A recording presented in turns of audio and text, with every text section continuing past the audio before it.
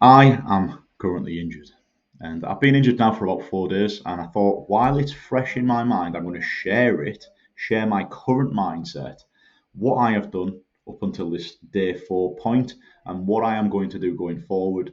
And am I happy? Am I sad? Um, and all of these things. So let's get straight into it. 4 days ago, I was doing some Brazilian Jiu Jitsu at a training camp, and about 2, 3 hours in, we finished loads of technique and we're now sparring. And I'm one of the lads has put me with one of the more experienced judokas, and we're doing a bit of stand up. I'm not scared of putting myself into crap positions, and he's thrown me all over the place. Like honestly, there's 30 seconds left on the clock, and he's thrown me absolutely all over the place. And yeah, I've went down anyway. He's nearly threw me over again. I think he threw me like twice, and he's nearly threw me a third time. I've managed to stay on my feet, but I've bent forward and at a weird angle, and my hamstring just went ping. Anyway, I just sat on the floor. I was like, oh, it's so sore, like so sore. I knew straight away. I've never pinged my hamstring before in my life, and I was just feeling my hamstring, and I was like, my initial thought process was I felt the ping, so I know it's this training camp now is finished for me. It's immediately sore, so there's a lot of blood flow. So again, it sounds crazy, right? But if it's sore straight away, it's actually a good sign. It's a sign that there's a lot of blood flow to the area. So I was positive because it was sore, which is kind of counterintuitive, but most things in life are counterintuitive. But the main positive I took from the initial injury was the location in the hamstring in which it popped. So it's right in the center, right in the middle of the hamstring. Now, if I had that pop right behind the knee or high up, right up into the glute, it'll have been a lot more complicated to treat this injury because it's crossing over the joint and there's a lot more going on.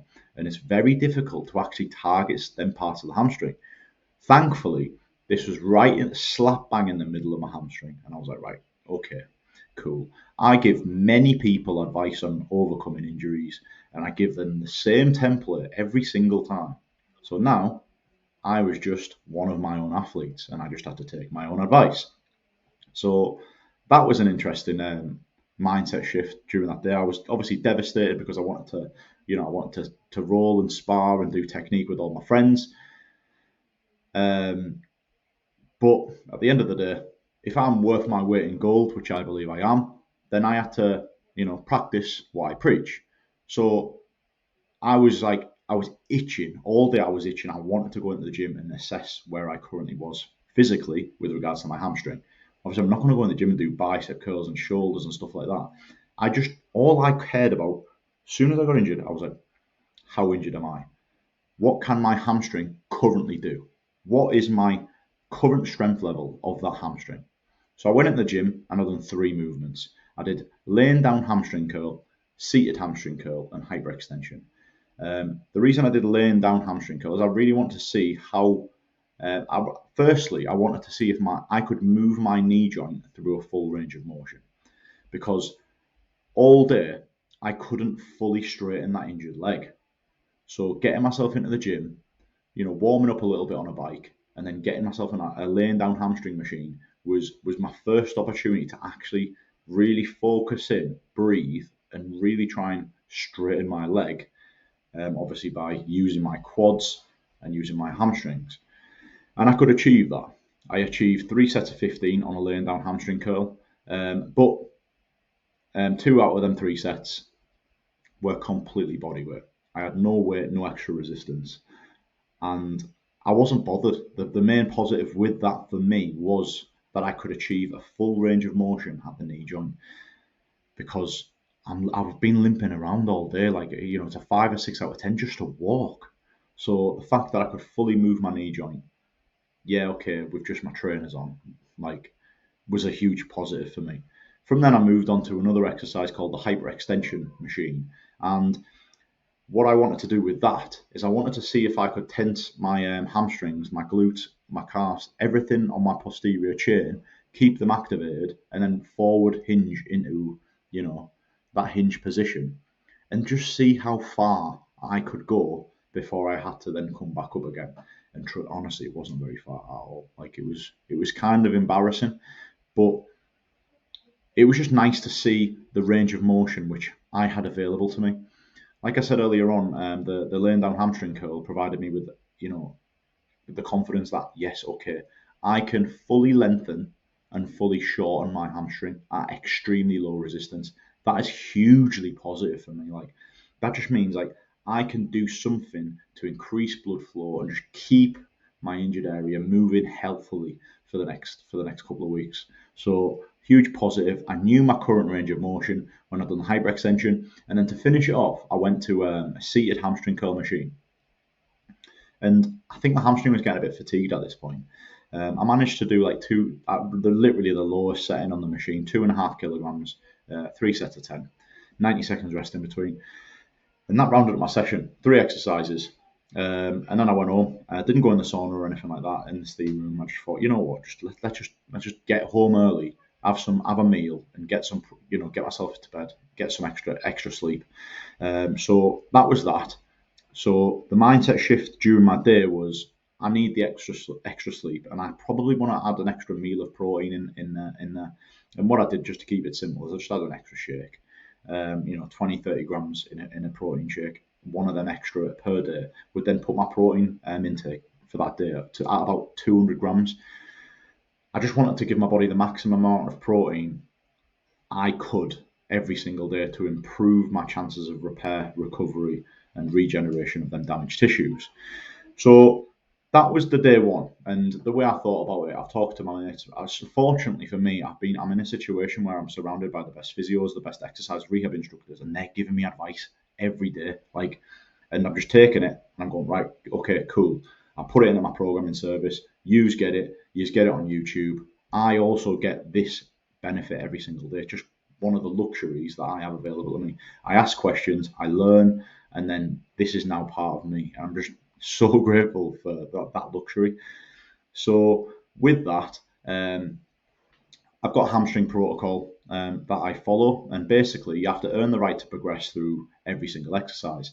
And I've done my assessment day one. Day two was a training session, another 3 exercises, but the hamstring wasn't the primary exercise in these 3 exercises. It was like the secondary, or the I don't know, you don't say thirdly, do you? But it was like a secondary the secondary muscle in these exercises. It was a bodyweight squat. So I didn't even think I'd be able to do a bodyweight squat on day two, to 90 degrees at the knee joint. But I could, like a couple of reps in, I was like, I recorded myself from the side, and I was very surprised to notice that I could actually go all the way down. Yes, of course, I've injured my hamstring, so I have to be very careful, very cautious, and the tempo of each repetition has to show that I have to be, I can't be explosive and powerful. Do you know what I mean? Because I don't want to cause a re-tear or anything like that. So first exercise was 3 sets of bodyweight squats, 90 degrees at the knee joint. I was very surprised that my hamstring was happy with that, and it felt really good on the hamstring, because obviously a squat is, it works the quads, it works the glutes a little bit, but the hamstrings are still there and they're still working in the secondary role. After that, I did glute bridges, bodyweight glute bridges, and 90 degrees again at the knee joint, and laying down on my back, and I was focusing on getting my hips as high as possible. Really nice feeling to work the glutes.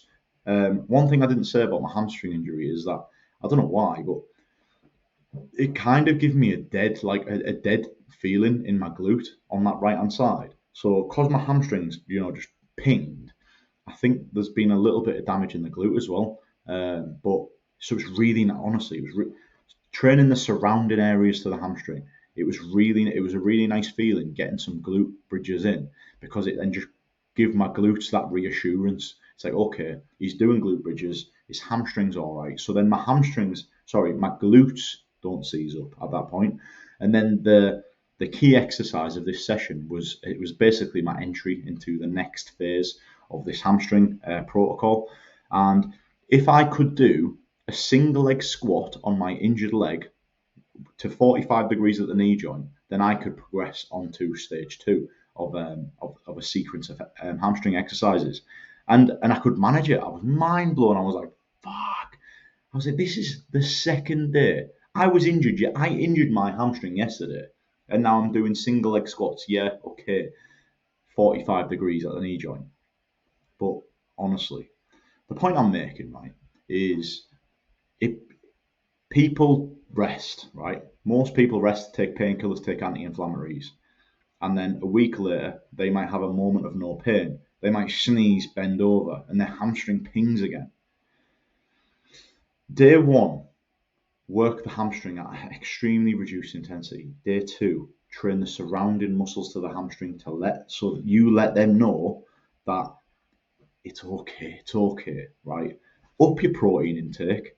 Make sure you're getting an extra couple of hours sleep a night, and just repeat that process. Hamstring, focus at a reduced intensity. Surrounding areas, back to hamstring. Sorry, rest. Back to hamstring. Surrounding areas, rest, and just repeat that process. Honestly, the level in which I've got to over in 4 days is ridiculous, and now I'm remaining extremely positive about getting over this muscular skeletal injury. Injuries happen, right? Especially when you do combat sports. Like, as much as I preach about reducing the likelihood of injuries happening through the strengthening of your muscles, joints, and improving the resilience of your joints, they're going to happen, right? And it's not all doom and gloom. Assess yourself. If you can't assess yourself, find somebody that can give you a fairly accurate assessment, and then do exercises at a massively reduced intensity on that area. And on the next day, train the surrounding areas of the injury. Then rest, up your protein intake, get extra sleep, drink plenty of water during the day, and you'll be absolutely sound. So as you can see, my attitude's pretty good, but it wasn't pretty good, 3 or 4 days ago. But it just gives me an opportunity to show that I know what I'm talking about. Like I injured my hamstring went ping 4 days ago, right? I'm not going to get up and do star jumps and stuff like that and single leg squats, but men, honestly, it's not all doom and gloom, but it will be doom and gloom if you take painkillers, anti-inflammatories, and you rest for a couple of weeks, and you do not address the issue. And the issue is always, it's a massive red flag. My body is not strong enough to my body is not strong enough to do the thing you just did to me. So it needs to be addressed. My goal for the year is to do a 140 kilogram Zercher squat. That still remains. I asked my mate how long it would take me to get back from this hamstring injury. He said about 3 weeks. I was like 2 weeks. Most people, they probably were on a waiting list to see a physio for a couple of months, and then the physio would prescribe them similar exercises to what I'm doing. Honestly, start the process as early as possible.